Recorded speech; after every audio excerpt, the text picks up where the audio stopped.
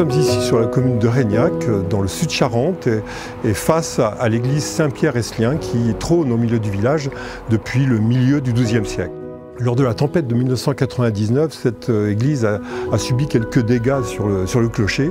Et c'est à partir de ce moment-là qu'on a réussi à attirer l'attention de la direction régionale des affaires culturelles, qui nous a conduit à commencer les travaux vers 2009-2010, après avoir recruté un architecte et des entreprises. Vous voyez, depuis, nous sommes en 2022, et il y a, entre les études et puis les premiers travaux, il y a près de 12 ans qui se sont écoulés. Puis le plus important, c'était de mobiliser le conseil municipal et toute la commune sur ce projet de restauration. La création de Reignac Patrimoine a beaucoup contribué à cela, puisque cette église est un livre d'histoire. Depuis le milieu du XIIe siècle, elle a beaucoup souffert, elle a subi beaucoup d'épreuves. Et aujourd'hui, on l'espère, après les travaux de restauration qui ont été engagés par la commune, eh bien, elle retrouve sa magnificence des premiers jours.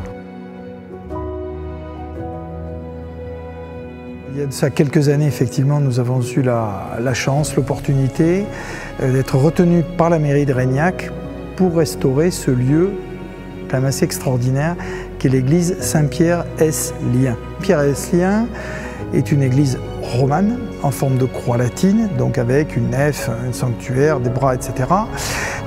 Et qui au fil du temps en réalité connaît quand même de multiples modifications, adjonctions et surtout des problèmes de tenue en fait du monument qui est magnifiquement réalisé par les bâtisseurs médiévaux mais qui ne prennent pas en compte en fait la poussée des voûtes au vide, au dévers, avec des risques d'effondrement, d'où les énormes contreforts qui sont rajoutés aussi bien en façade occidentale, sur la façade nord ou également au niveau de la façade orientale. Le décor peint de Saint-Pierre-Esslien de Reignac a été, je pense, la plus grande révélation de cette opération de restauration d'un monument historique. Dans la mesure à l'origine, on n'imaginait même pas la qualité de ce décor. C'est-à-dire qu'en fait, toute l'église était blanchie à la chaux et on voyait apparaître par-ci par-là quelques petits éléments de faux appareils ocre rouge, mais sans plus. Quand les opérations de restauration ont vraiment commencé, là, c'est là que tout est apparu. C'est-à-dire que on a vu apparaître des décors d'enroulement fleuri tout à fait extraordinaires. Le décor de faux appareils qui est assez classique, lui, était quasiment couvrant partout. On a trouvé des décors de colonnes qui sont tout à fait savoureux avec des espèces de décors de faux sucre d'orge, c'est tout à fait extraordinaire.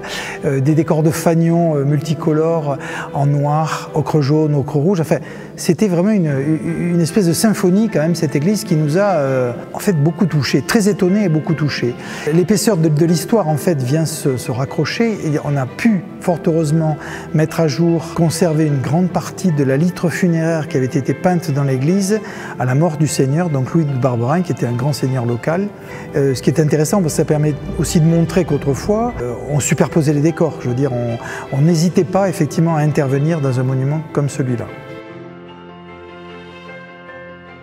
Pour les vitraux, on a été amené à prendre un parti de restauration qui est assez original, je pense.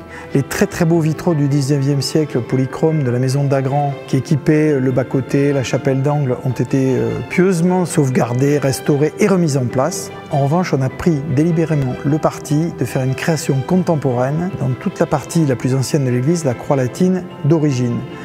Donc c'est un choix délibéré, en se disant que c'est bien aussi que dans un monument comme celui-là, à un moment, il y a un élément du XXIe siècle qui soit présent. Donc ces vitraux qui ont été longuement composés, disons, avec le maître verrier, donc Bernard Fournier, nous ont donné quand même du fil à retordre malgré tout, mais je suis assez content parce que ils sont quand même ils ont un caractère contemporain très marqué.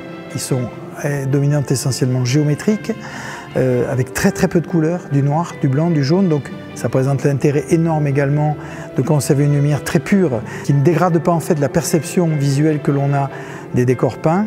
Et de plus, il raconte en fait des grandes étapes de la vie de l'apôtre Pierre.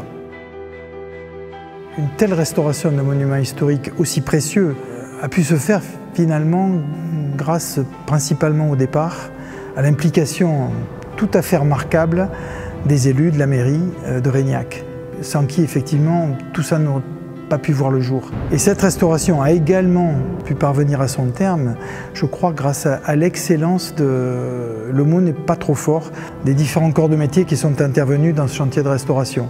Que ce soit les maçons, tailleurs de pierre, les charpentiers, les couvreurs, les maîtres verriers, donc pour les vitraux, les restaurateurs de décors peints, de statuaires, de mobilier, les électriciens qui ont beaucoup travaillé avec nous pour affiner la mise en lumière. Donc sans eux, le résultat ne serait certainement pas le même.